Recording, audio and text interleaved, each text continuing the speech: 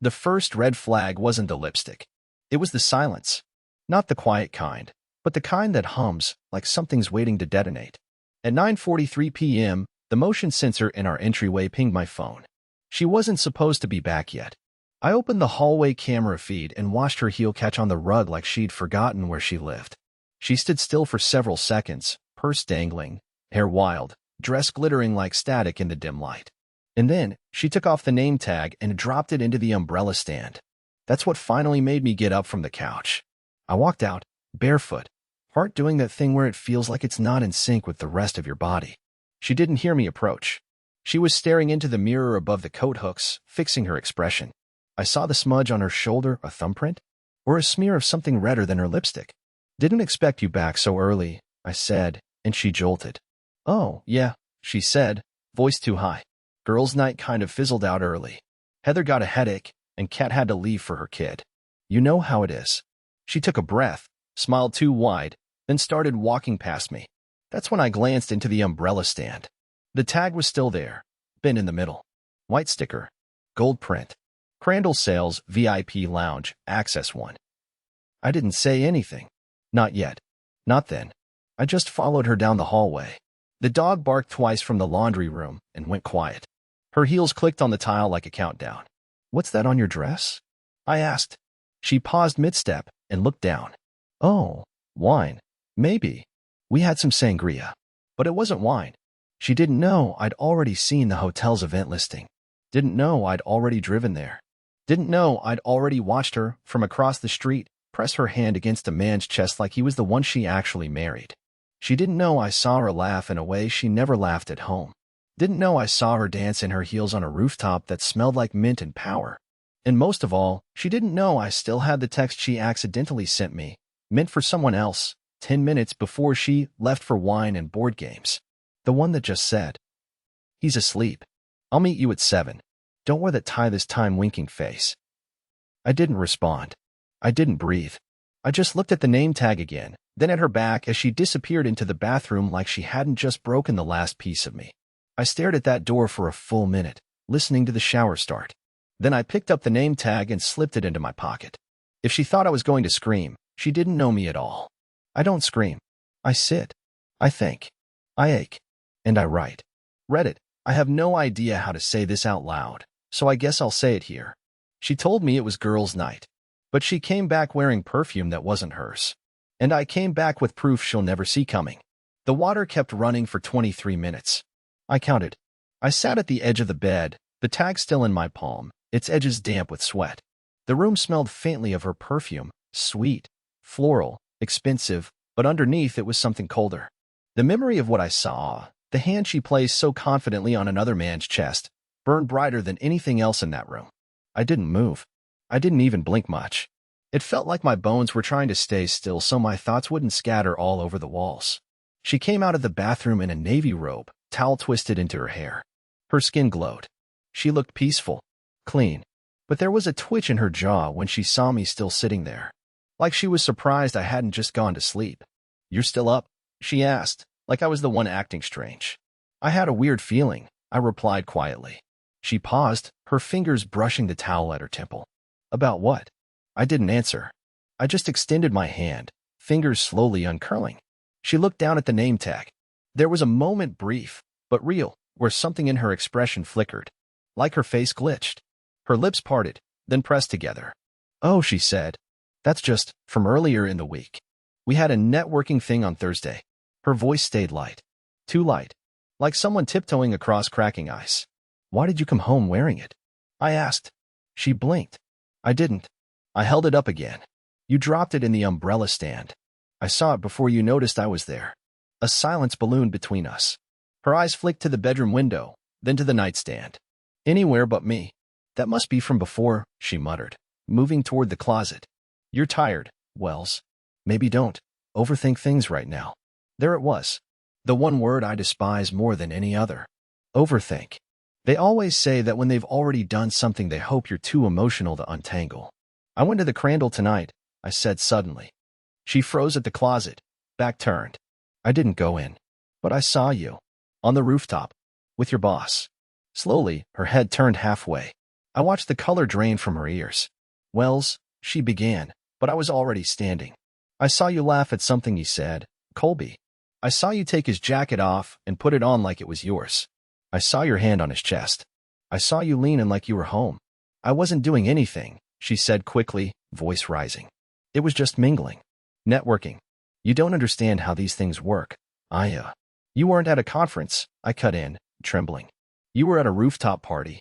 With wine. With music. And him." She turned, jaw clenched. "What do you want me to say? That I lied? Fine. I lied.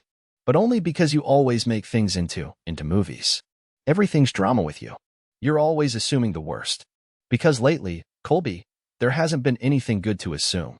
That shut her up. For a moment, she crossed her arms. "So what? You followed me? Like a stalker? You sat there spying on me?" "No," I said, voice breaking.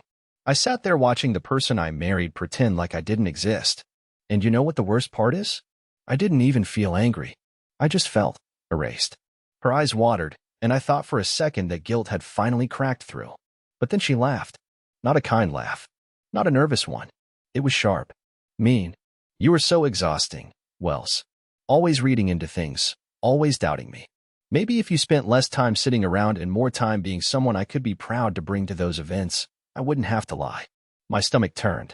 "You lied," I whispered, "because you knew the truth would break me." She looked at me for a long time, then turned toward the door.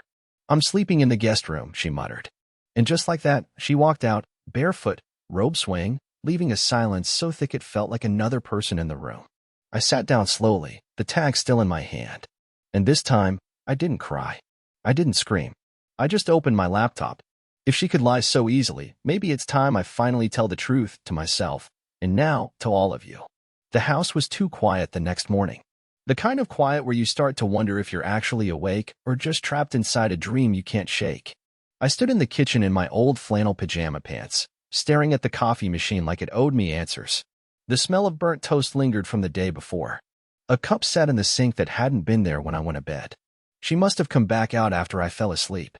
Must have poured herself something. Must have stood here, maybe right where I was standing now, pretending everything wasn't crumbling. Colby didn't come out of the guest room. Not when I opened the fridge, not when I ran the sink too loud, not even when the dog scratched at the hallway carpet like he always does when he wants to be let outside. That silence? It wasn't a truce. It was a threat dressed as distance. Around 10:20 a.m., I knocked on the guest room door. No response. I knocked again, lighter this time, as if I didn't want her to hear it. "Colby." My voice cracked. "Can we talk?" The door remained closed. I rested my forehead against the wood. I shut, hand still on the doorknob. She wasn't going to make this easy. She never did. Not when it mattered. I could scream, and she'd tell me I was too emotional. I could whisper, and she'd say I was being passive-aggressive. The goalposts moved depending on her mood. And me? I just kept running in circles, hoping she'd meet me halfway. I sat at the dining table for what must have been an hour, scrolling through her public LinkedIn profile. Every smiling photo with Raymond, the man from the rooftop, made my skin crawl. I'd seen that same smile aimed at me once. I tried to remember the last time she looked at me like I was the reason she was happy. I couldn't. Then I did something I hate myself for. I checked her iPad. It was left charging in the living room, her lock code the same as it had always been, our wedding date. I hesitated. This wasn't just doubt anymore. This was action. A point of no return. And still, I unlocked it. At first, it was clean. No incriminating messages, no calendar lies. Just meetings, emails, a few Pinterest boards full of wedding cakes and travel destinations I knew weren't for us. But then I opened the Notes app. There was a folder labeled Scripts. Inside, several rehearsed explanations. Literally scripted excuses.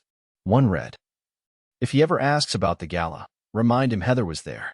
Say it was a late meeting, not drinks. Don't give too much detail.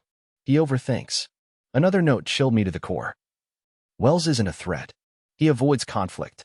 He'll forgive anything as long as you cry first." That was the moment I realized she'd already done this before. Maybe not with Raymond. Maybe not this exactly. But something. Enough to know how to cover it up. Enough to catalog a playbook for deflecting my doubts. I wasn't paranoid. I was predictable.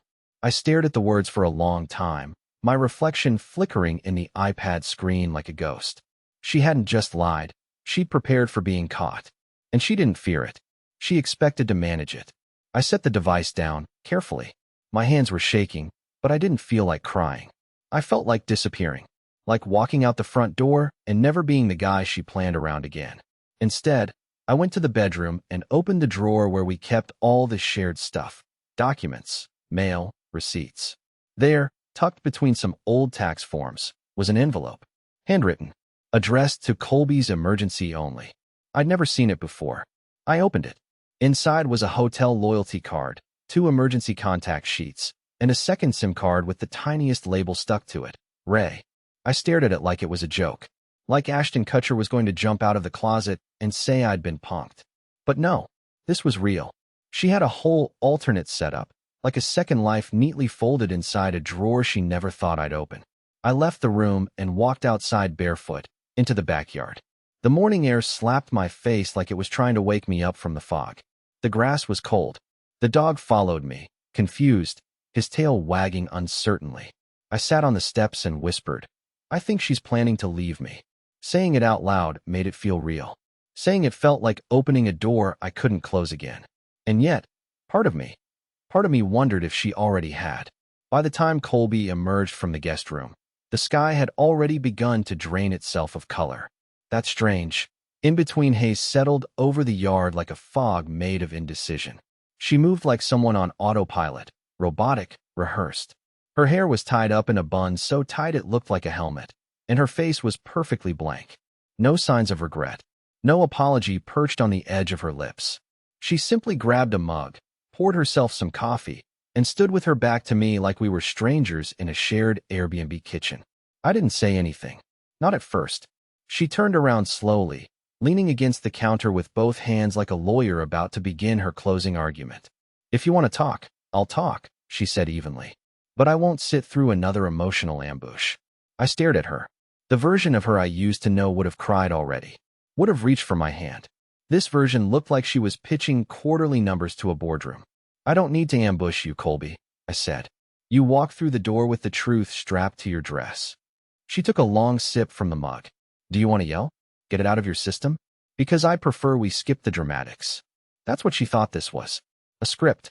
A checklist. Let him explode, then control the cleanup. Except I wasn't exploding. I was eroding. Quietly. Completely. "You had a second SIM card hidden," I said. "You labeled it with his name." That made her flinch. Not much. Barely noticeable. But enough to confirm it. "Don't," she whispered. I stood up. "Don't what?" "Don't bring up evidence you didn't even bother to hide well. You were never supposed to see that." "Wow. That makes it so much better." She put the mug down with a soft clink, her hands trembling slightly now. The cracks were starting. But I wasn't after drama. I wanted clarity. And something told me this wasn't even close to the bottom. "I wasn't cheating," she said suddenly. "Not, technically." I scoffed. "That's the hill you want to die on?" "Technically." She stepped toward me, her eyes wide now. "Let me explain before you burn everything down in your head." I said nothing. My silence was her permission. Colby took a breath like she was about to jump into deep water. Last year, during that conference in San Diego, I got stuck in a rainstorm. Raymond offered to drive me back to the hotel. There was no room service open, and I hadn't eaten, so we stopped at this little diner. It was innocent. But that night we talked. About everything. About you. About work. About how I felt like I was fading inside my own life. The way she said you landed like a slap. And one conversation became 2. Then 3. He understood things you don't. He doesn't make me feel small for having ambition. He actually listens without acting like I'm doing something wrong. My chest tightened. "I've never once told you not to pursue your career." "No," she said. "But you've resented how much I care about it. You never say it, but it's always there, in your eyes. In the way you act like every success of mine is a betrayal of the quiet life you wanted." I wanted to scream. Not because she was wrong, but because I hadn't even known I felt that way until she said it. She kept going. "I didn't sleep with him. I swear. But I thought about it. More than once." "And the SIM card?" "It was so we could talk without crossing lines. We made rules." "You made rules for your emotional affair?" She didn't reply. I felt like laughing and vomiting at the same time. "You lied to me, Colby. You lied about where you were. You crafted fake nights with fake friends so you could dance with him on rooftops while I vacuumed our hallway and fed our dog. She swallowed hard. I know. A beat passed. Then another. I wanted to ask her why. Why she didn't just tell me she was unhappy. Why she let it rot instead of cleaning the infection. But I didn't. Because deep down, I knew the answer. I wasn't someone people confess things to. I was someone they tolerated until it became easier to hide. I don't even know who you are anymore, I said, and my voice cracked at the end like a breaking string. She looked at me with something close to pity, and that was worse than anger. I'm not proud of it, she whispered, but I'm not going to apologize for needing something I couldn't find here. That was the moment. Not the rooftop, not the SIM card, not the name tag or the whispered messages. That sentence. I couldn't breathe after that. I just walked past her like I was stepping through smoke and left the house. I didn't take my keys. I didn't take my phone. I didn't take anything except the single truth pulsing in my head. She had already left me, long before last night. She just didn't bother telling me. I didn't know where I was walking, just that I couldn't stay in that house, not with the ghost of her confession still rattling around in my head. The sun was high by then, and the sidewalk shimmered with heat. My feet were bare, still damp from the grass. I must have looked insane. Some guy wandering the neighborhood like a malfunctioning robot with no destination, no shoes, no sense of time. But something in me needed the silence between my footsteps. It gave me space to process the echo of her words. I'm not going to apologize for needing something I couldn't find here. As if love was a vending machine and I'd stocked it with the wrong kind of snack. Like everything I gave was irrelevant because it didn't come wrapped in whatever Raymond offered her under string lights and rooftop drinks. I didn't cry. That was the strangest part. I kept waiting for the dam to break, but it didn't. I just felt hollow. Like my insides had been evacuated and all that was left was this strange, buzzing numbness. Eventually, I ended up at my brother Caleb's place. I hadn't planned on it. My legs just carried me there.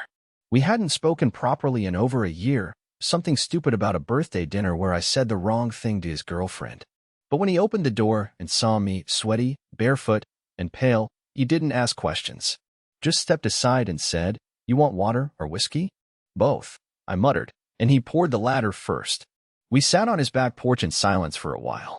The same kind of silence Colby never had the patience for. Caleb never pushed, but when I finally started talking, I couldn't stop. I told him about the party, the name tag, the second SIM card, the script she wrote to manipulate my reactions, and finally, her brutal honesty about needing something more than what I apparently had to offer. He didn't flinch. Just sipped his drink and said, "Damn. That's brutal, man." I nodded. She said I make everything a drama. That I'm exhausting. Caleb raised an eyebrow. You? You've been writing the same 3 poems in your journal since high school. That's not drama. That's depression with extra steps. I laughed a little, then wiped my face like the joke had cut deeper than intended. But she's not wrong, I said. I always retreat. I make people walk on eggshells around my moods. I overanalyze every silence, every eye twitch. I spend more time in my head than in the moment. She probably got tired of waiting for me to show up emotionally. Caleb didn't respond right away. Then he leaned forward. She didn't get tired. She got selfish. There's a difference. I wanted to believe that. I wanted to wrap myself in that logic and feel like the victim. But the thing is, victims don't usually carry around this much guilt. I couldn't stop replaying all the little things. The times I turned away when she needed to vent about work. The nights I was so preoccupied with my own insecurity that I made her feel like she was walking through my sadness with a flashlight and a blindfold. Still, none of that justified what she did. Later that evening, I finally checked my phone. 3 texts from Colby. "Are you okay? Wells, please don't do anything dumb. Can we talk when you're ready?" But it was the 4th text, sent 2 hours later, that made my stomach churn. Raymond's wife saw something on his phone. She might reach out to you. I'm sorry if this gets messy.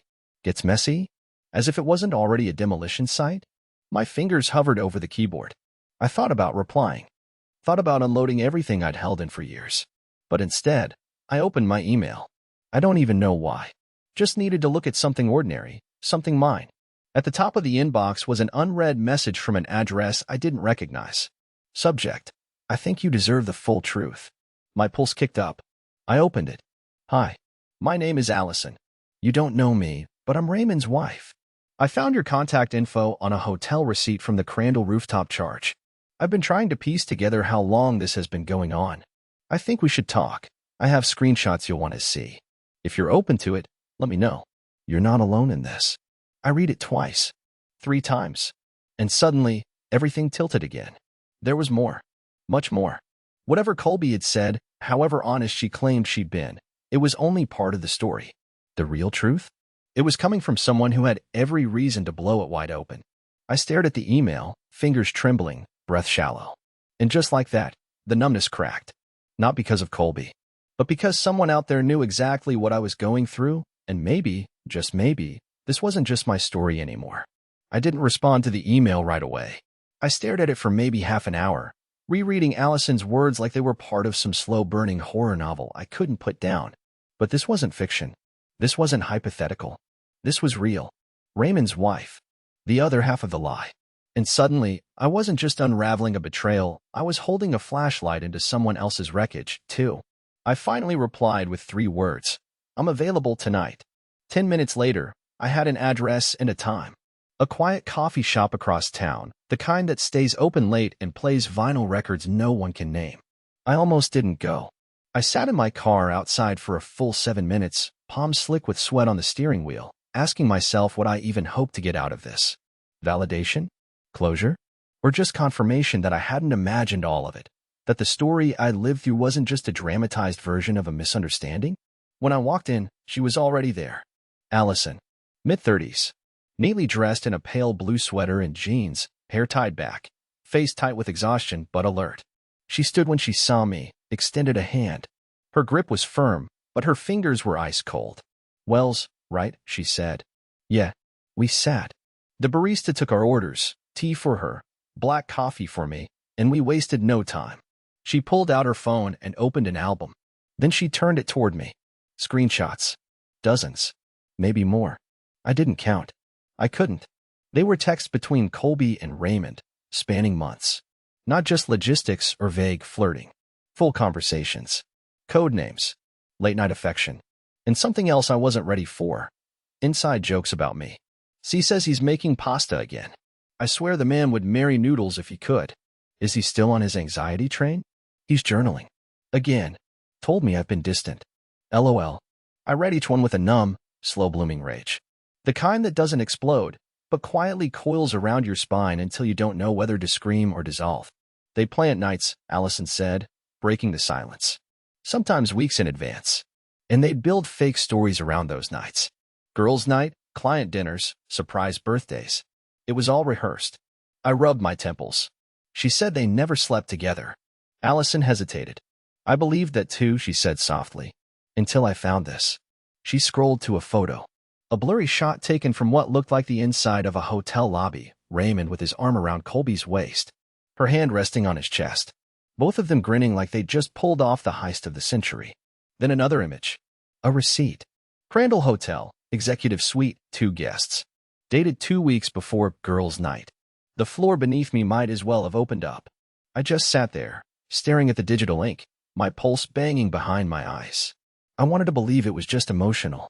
That maybe the worst of it was her heart wandering off and me being too passive to chase after it. But this wasn't just a detour. This was a full relocation. She played me, I said, my voice quieter than I expected. Not just recently. For months. Years, maybe. She played both of us, Allison replied. They used us as decoys. As foundations for their lie. I nodded slowly. They made us the alibi. We didn't say much after that. What was there to say? We sat there like 2 strangers who'd both stepped on the same landmine from opposite directions. United by the blast, but carrying completely different shrapnel. Before we left, Allison said something that stuck. She'll twist it. Make you feel like it was a misunderstanding. Or worse, that you somehow caused it. Don't let her rewrite the truth just because she's better at storytelling. I promised I wouldn't. I think I meant it. On the drive home, I didn't turn on any music. I let the silence stretch, let it fill the car like a fog. When I got back, the house was dimly lit, and the TV was playing something low and meaningless. Colby was curled up on the couch, still in the same robe from the night before. When she looked up and saw me, her eyes instantly welled up. I was so scared, she whispered. You just disappeared. I dropped my keys on the table and didn't answer. I sat across from her, elbows on my knees, staring into the static glow of the television. I met Allison, I finally said. Her body stiffened, lips parting like she'd been caught mid-sentence. I know everything, Colby. Every detail. Every lie. Every reservation. Every inside joke. Every fake friend you used to buy yourself extra hours. She didn't speak. Not a word. Just sat there, shrinking beneath her robe. I saw the texts, I continued. I saw what you think of me when I'm not in the room. Now she looked at me. Really looked. And for the first time, there was no shield. No defense. Just naked fear. Wells, I can explain. You've already explained, I said.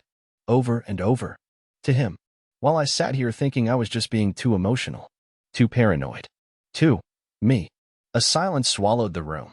She finally stood and whispered, "So what happens now?" And I told her the truth, even though it made my voice shake. I don't know. Because I didn't. I wasn't ready to leave. I wasn't ready to forgive. I was caught in the in-between. The wreckage. The not-quite decision. But I knew one thing. I'd never see her the same again. And she knew it too. The next morning, I woke up to the smell of cinnamon. For a second, in that hazy moment between sleep and awareness, I thought everything had gone back to normal. That it was a Sunday like any other. Colby baking something sweet in the kitchen while humming some off-key pop song she never admitted liking. The dog whining because he knew crumbs were inevitable. The illusion of peace. But as I rolled over, the guest side of the bed was empty. The cinnamon wasn't for me. And the silence that followed, it didn't feel warm. It felt staged. Intentional. I got up, unsure why my legs felt like they were moving through syrup, and followed the scent to the kitchen. Colby stood by the oven, hair perfectly pinned, makeup minimal but deliberate, the kind of subtle design that makes you think she woke up that way. There was a casserole dish on the counter and 2 plates set like we were about to have brunch after a lazy morning of laughter and crossword puzzles. "You made something?" I asked. She turned, startled. "Yeah. Thought maybe we could talk. Just talk. I thought we did that last night." Her eyes flicked down. "Not properly." I sat, more out of habit than willingness. She poured 2 coffees without asking how I took mine. Still remembered I liked mine black with a splash of oat milk. Still pretending the world hadn't shifted on its axis. "I don't want to justify what I did," she said finally, sliding the mug toward me. "But I want you to understand how we got here." "Do you think I don't understand?" I asked. "Because I do. I understand you were lonely. You felt unseen. Unheard. You started talking to someone who reflected back the version of yourself you wanted to believe in. I get all of that, Colby. I do. What I don't understand is how you weaponized my trust. How you took my quiet nature and made it a strategy." Her face twisted, like I'd slapped her. "I didn't mean to." "Yes, you did," I interrupted, voice rising despite myself. "You planned for it. You wrote notes on how to lie to me without causing waves. You chose words to manipulate my reactions. You didn't just cheat on me. You studied me." She flinched again. A tiny motion, but it told me everything. She knew it was true. "I was afraid you'd spiral," she said, softer now. "You always take things so personally. I didn't want to break you. Then you shouldn't have bit me until I snapped." She looked away, hands tightening around the rim of her mug. "He said it would be easier to keep it quiet. He said you wouldn't want to know. That broke something in me I didn't even know was still intact." "He said?" "Raymond made that decision for us." She nodded, barely. "And that, right there, was it. The final nail. The proof that I wasn't just excluded, I was a non-factor. A bystander to my own marriage. You let another man dictate what I was allowed to know about my life." The silence after that was unbearable. "I thought maybe," she said finally, "if we talked, really talked, we could find some part of us that's still usable." "Usable," I repeated. "Like furniture with a cracked leg?" She sighed. "You know what I mean." I stood, pushing the chair back. "You want the truth? The real one? You didn't fall out of love with me. You fell out of ease. You replaced comfortable with exciting and decided I was disposable." Tears welled in her eyes. I didn't know if they were real, and honestly, I didn't care. "I still love you," she whispered. "No, Colby. You love who I was to you. The version that never pushed back. The one that quietly held all your guilt so you wouldn't have to." She was crying now, full on. No restraint. I used to break at the sight of her tears. They used to undo me. But now? They felt like theater. Like an encore for a show I hadn't realized had closed months ago. I walked past her and into the office. Opened the drawer where we kept the important files. I pulled out the envelope I'd prepared late last night, after reading and rereading Allison's messages, after staring into the dark ceiling and realizing I couldn't unsee what I now knew. Inside the envelope was a list of expenses I'd covered during her entire career climb, the car, the marketing course, even the networking retreat in Denver where she first met Raymond. Also inside, a separation agreement draft. Clean, fair, quiet. When I returned and dropped it on the table, her face crumpled. "I'm not trying to destroy you," I said. "I'm trying to salvage whatever is left of me." She opened the envelope, trembling. "You've already decided then." "No," I said. "You did. When you let him be the one to protect me from the truth." She didn't stop me as I grabbed my jacket and keys. She didn't run after me. Not this time. I stepped outside into the morning light, the air sharp with cold and clarity. As I got in the car, my phone buzzed. Another message from Allison. "You okay? I figured you might need someone to talk to." "I mean that." I stared at the screen, then typed. "Not okay, but I'm finally honest about it." And hit send. It's strange how peace doesn't arrive like a sunrise, slow, soft, golden. Sometimes it comes in quiet, disconnected pieces. A moment of stillness in traffic. The smell of clean laundry. A chair you forgot was comfortable. The kind of peace that doesn't shout, doesn't declare victory. It just exists, finally, without explanation. 2 weeks had passed since I walked out that morning. Colby didn't chase me. Not once. There were a few texts, the obligatory apologies, a vague reference to therapy, a short, "I'm sorry for everything" voice note that sounded like it had been recorded through a clenched jaw. But there were no tears at the door. No dramatic, rom-com airport scenes. In the end, it was exactly what it always was with her. Calculated, quiet, controlled. I moved into a small apartment on the edge of town, nothing fancy, just a one-bedroom with creaky floors and mismatched cabinets. But for the first time in what felt like years, the space belonged to me. My books. My music. My silence. There were no name tags tucked in umbrella stands. No second phones. No ghostly pauses in conversations. Just air I could finally breathe without analyzing every molecule. Allison and I kept in touch, but not in the way you might expect. There was no romance. Just a strange, sturdy friendship forged in fire. We met twice more. Once to exchange all remaining proof in case legal stuff ever became necessary. And once because I needed to return something, a photo I'd found tucked in one of Colby's old work folders. A candid snapshot of Raymond and Allison on a beach vacation 3 summers ago, before the lies. "I almost forgot we were happy," she said, staring at it for a moment. I nodded. We both forgot ourselves trying to hold on to people who already let go. She smiled, then said something I still think about. "You don't have to hate them forever, Wells. Just long enough to love yourself better." And she was right. I didn't burn anything. Didn't rage post. Didn't blast her name across social media like a warning label. I let it end. Gently. Quietly. Like how she disappeared from our marriage, only in reverse. Colby signed the separation agreement without protest. She even left a note tucked inside the envelope when she sent it back. All it said was, "You were good. You were too good. I'm sorry I needed chaos to feel alive." It didn't break me. If anything, it made the path forward even clearer. In the months that followed, I started writing again, not journaling, not overanalyzing, but real writing. Short stories, essays, even a few articles under a pen name. I joined a small writer's circle downtown. They meet at a used bookstore with a crooked roof and terrible coffee. It's perfect. And me?